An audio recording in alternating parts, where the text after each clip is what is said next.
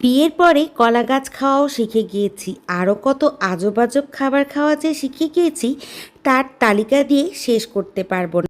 শ্বশুরবাড়ির অঞ্চলের অনেক খাবারই আমার হাজব্যান্ড খায় না, কিন্তু আমি সব কটা খাবার শিখে গিয়েছি।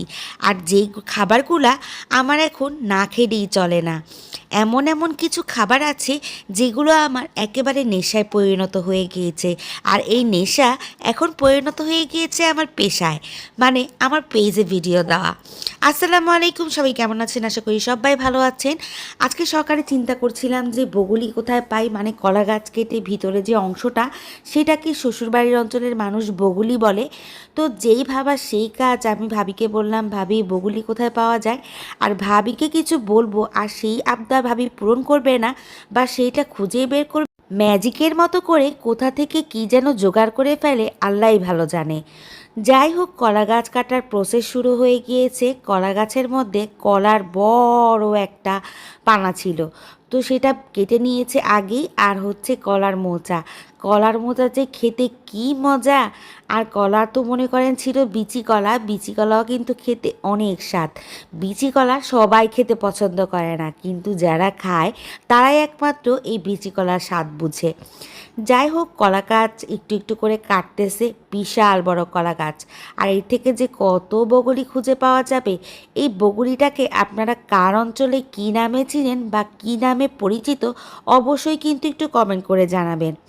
তো এরকম করে উপরের যে অংশগুলো আছে সুন্দর করে কেটে কেটে আলগা আলগা করে বের করা হচ্ছে। আর কত কলা দেখেছেন। যাই হোক, গাছ যেহেতু আমাদের না, কলাগুলো গাছের মালিককে দিয়ে দেওয়া হবে। এরপর কিন্তু আমাদেরকে কিন্তু উনি কলা গিফট করেছে, ভাবিকে আমাকে সবাইকে কলা গিফট করেছে। তো কলাগুলো এত মিষ্টি ছিল আর এত বেশি টেস্টি ছিল। তো মানে গাছ কলা সব কিছুই পাওয়া হয়ে গিয়েছে।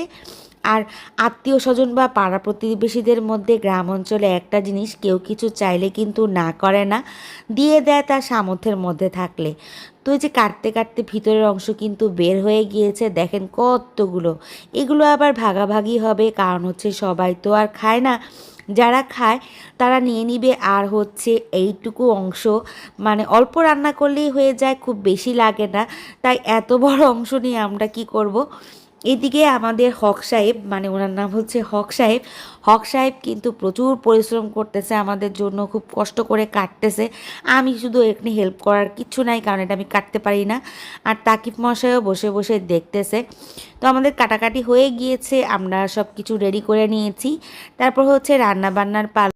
বগুলি কিন্তু শুকনা সিমের বিচি ভাজা, তারপরে হচ্ছে কুমড়া শাক বা লাউ শাক বা অনেক কয়েকটা আইটেম মিক্সড করে তারপরে রান্না করলে সবচেয়ে বেশি ভালো লাগে।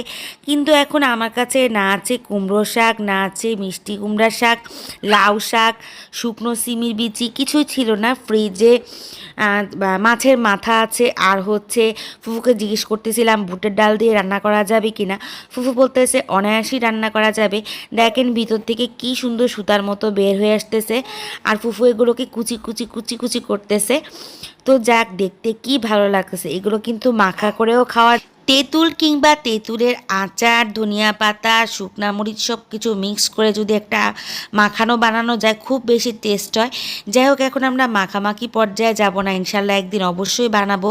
এটা খুবই খুবই খুবই মজার একটা জিনিস। আর এটার মধ্যে প্রচুর পরিমাণে জলজ উপাদান, যেরকম মানে পানি থাকে, যার কারণে হচ্ছে এটা শরীরের জন্য খুবই কাটতে কাটতে দেখেন ভিতর থেকে কি পরিমাণ সুতোর মতো বের হয়ে আসছে।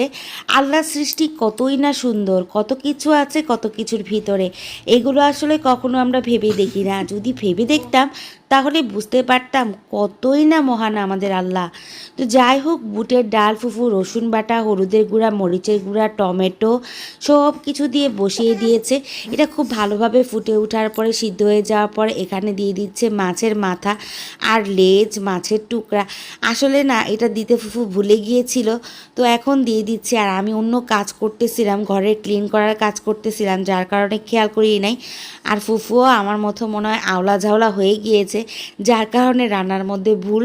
তো যাই হোক, এটা অনেকক্ষণ জাল পড়বে, কোনো সমস্যা নেই। তবে মাছের মাথাটা আগে খুব সুন্দর করে কষিয়ে নিয়ে তারপরে দিলে ভালো হতো। আর এদিকে ভাত হয়ে যাচ্ছে। তো আলহামদুলিল্লাহ মোটামুটি কিন্তু এটা রান্না করা হয়ে গিয়েছে। এবার লাকড়ি চুলার পাতিল থেকে অন্য পাতিলে ট্রান্সফার করা হচ্ছে। লাকড়ি চুলায় রান্না করার পরে ওই চুলার এত পরিমাণ কালি পড়ে যে এই চুলা রান্না করা হাঁড়ি পাতিল ঘরে নিয়ে যাওয়া যায় না। এতে কালিয়ে টালিয়ে একেবারে হাত ঘর সব একদম নোংরা হয়ে যায়। তো যাই হোক, এটা নিয়ে নেওয়ার পর এখন হচ্ছে রসুন কেটে নেওয়া হচ্ছে বাগার দেওয়ার জন্য। এটা তেলে ভেজে তারপর হচ্ছে বাগার দিয়ে দিবে। আপনারা কে কে এই বগুলিটাকে কিভাবে রান্না করে খান, আর অবশ্যই কিন্তু জানাবেন এটা আপনাদের অঞ্চলে কী নামে পরিচিত।